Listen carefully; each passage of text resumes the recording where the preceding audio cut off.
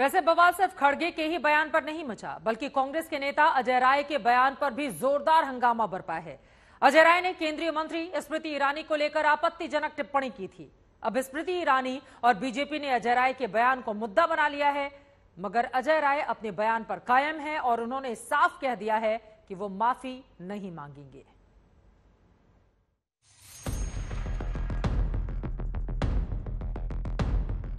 स्मृति ईरानी केवल आती हैं, लटके झटके देकर चली जाती हैं।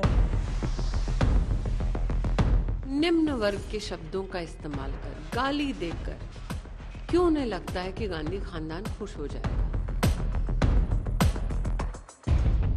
एक नेता बयान देता है, एक उसे मुद्दा बनाता है और बयानों वाले हमले के बीच एक तीसरा नेता टारगेट पर आ जाता है।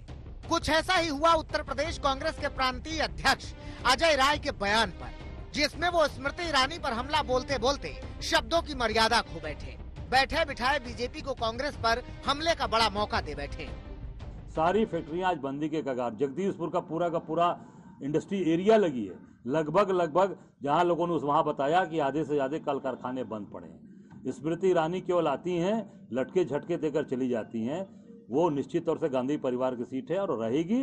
राहुल गांधी निश्चित तौर से 2024 में वहां की कार्यकर्ताओं की मांग है। हम सब लोग ये निश्चित तौर से डिमांड करेंगे कि वो वहां पे चुनाव 24 में आके लड़े। अजय राय का बयान आते ही स्मृति ईरानी ने ट्वीट कर जवाब दिया। अपने जवाबी हमले में सीधा राहुल गांधी पर वार किया। उन्होंने लिखा, सुना है राहुल गांधी जी, आपने अपने किसी प्रांतीय नेता से अभद्र तरीके से 2024 में अमेठी से लड़ने की घोषणा करवाई है, तो क्या अमेठी से आपका लड़ना पक्का समझूं? दूसरी सीट पर तो नहीं भागेंगे, डरेंगे तो नहीं? इस ट्वीट के नीचे उन्होंने नोट में लिखा, आपको और आपकी मम्मी जी को अपने महिला विरोधी गुंडों के लिए एक नए स्पीच राइटर की जरूरत है। अगर गांधी खानदान को पसंद है अभद्र भाषा, तो कोई भी कांग्रेसी जो ऐसी अभद्र भाषा का इस्तेमाल करता है वो माफी क्यों मांगेगा? उनको तो तमगा पाने के लिए गांधी खानदान से अगर ऐसी टिप्पणियां करके ही तमगा पाया जा सकता है, तो ये विषय गांधी खानदान के संस्कारों का है। हालांकि स्मृति ईरानी के राहुल गांधी पर हमले के बाद भी अजय राय अपने बयान पर कायम है। वो अपने बयान में कुछ भी गलत नहीं मान रहे हैं। अपने बयानों से स्मृति ईरानी और बीजेपी नेताओं को चुनौती दे रहे हैं। ट्रिपल आईटी काम रुका हुआ है, सारी चीजों को बंद करा दिया, तो जनता आपको हमेशा अपने बीच में चाहती है। केवल आए और आप घूमकर चले जाएंगे तो उसको क्या कहा जाएगा? उसको लटके झटके ही तो बोला गया है। और उसमें ऐसा कोई, हमारे यहाँ क्या भाषा है? हमारे यहाँ बोलते कहा भैया बड़ा लटक के बोलत हुआ, बड़ा झटक के बोलत हुआ, यही ना हमारे आम भाषा ही हमारे यहाँ की है। इसमें कोई असंसदीय भाषा मैंने नहीं प्रयोग किया है। निश्चित तौर से आप जनता के बीच में बने रहिए, जनता का काम करिए। जनता आपको खोज रही है, आपका पता ही नहीं, आप दिल्ली में हैं। अब कांग्रेस नेता अजय राय के बयान को लेकर सोनभद्र में शिकायत दर्ज कराई गई है। साथ ही राष्ट्रीय महिला आयोग ने उन्हें 28 दिसंबर को पेशी का समन भेजा है। जाहिर है कि बीजेपी इस मुद्दे पर कांग्रेस को घेरने की तैयारी कर रही है। बीजेपी नेता अजय राय को पार्टी से निकालने की मांग कर रही है।